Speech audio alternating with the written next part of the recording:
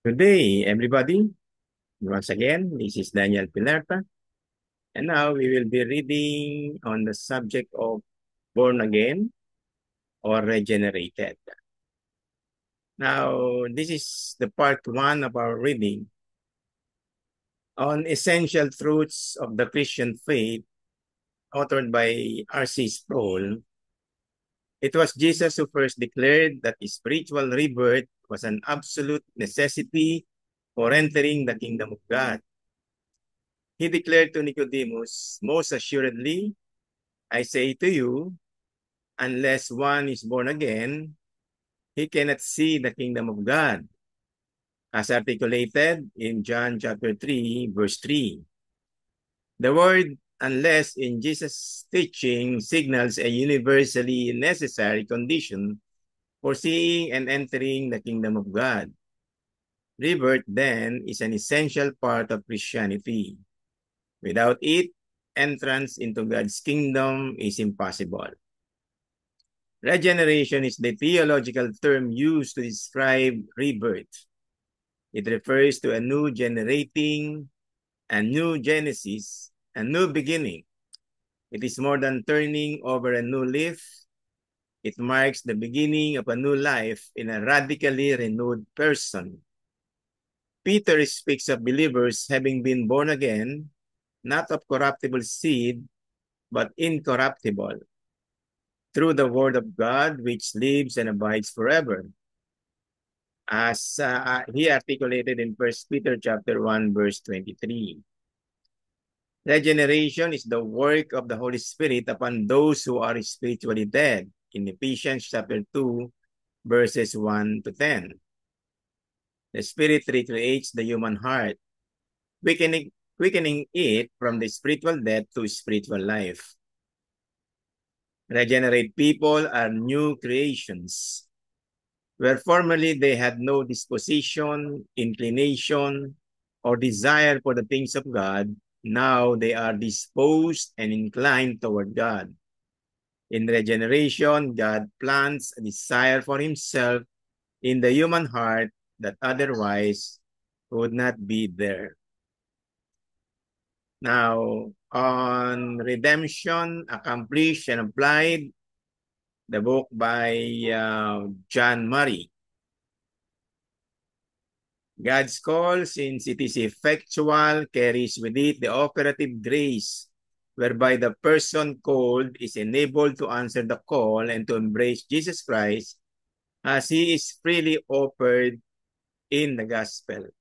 God's grace reaches down to the lowest depths of our need and meets all the exigencies of the moral and spiritual impossibility which inheres in our depravity and inability. And in that grace is the grace of regeneration.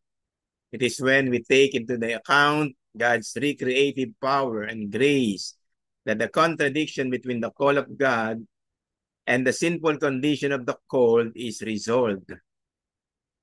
A new heart also will I give you, and a new spirit will I put within you, in Ezekiel chapter 36, verse 26.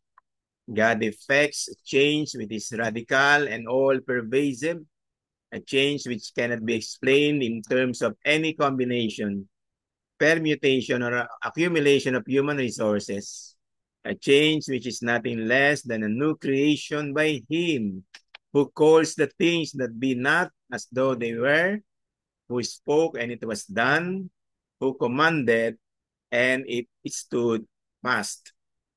This, in a word, is regeneration. Now, on regeneration by Dr. Wayne Grudem. Regeneration is totally a work of God. In some of the elements of the application of redemption that we discuss in subsequent chapters, we play an active part. This is true, for example, of conversion, sanctification, and perseverance. But in the work of regeneration, we play no active role at all. It is instead totally a work of God. We see this, for example, when John talks about those whom Christ gave power to become children of God. that they were born not of blood, nor of the will of the flesh, nor of the will of man, but of God. In John chapter 1, verse 13. Here, John specifies that children of God are those who are born of God. And our human will or the will of man does not bring about this kind of births.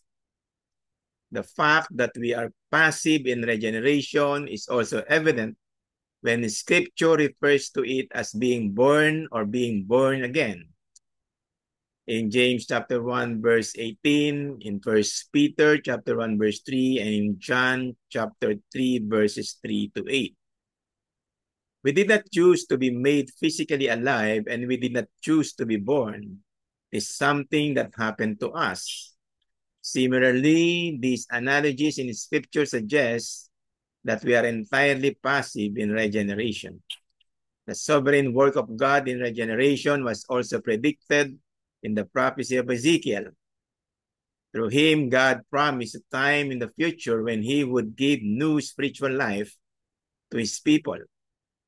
A new heart I will give you, and a new spirit I will put within you. And I will take out of your flesh the heart of stone and give you a heart of flesh. I will put my spirit within you and cause you to walk in my statutes and be careful to observe my ordinances. Taken from Ezekiel chapter 36, verses 26 to 27. Which member of the Trinity is the one who causes regeneration? When Jesus speaks of being born again in John chapter 3, verse 8, he indicates that it is especially God, the Holy Spirit, who produces regeneration. But other verses also indicate the involvement of God the Father in regeneration. Paul specifies as it is God who made us alive together with Christ in Ephesians chapter 2, verse 5, comparing it to Colossians chapter 2, verse 13.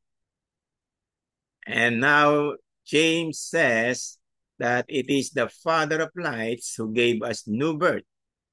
Of his own will he brought us forth by the word of truth, that we should be a kind of first fruits of his creatures. James chapter 1, verses 17 and 18. Finally, Peter says that God, according to his abundant mercy, has given us new births. Though the resurrection, or rather through the resurrection of Jesus Christ from the dead.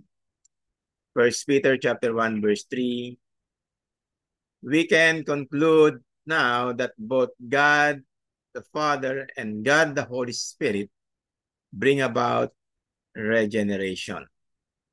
And I would like to end this reading on this particular subject on being born again, otherwise known as regeneration.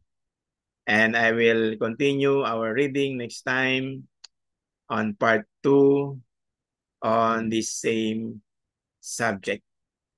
Now, God bless everybody and see you again soon, and have a great day, and have a blessed day to all of us.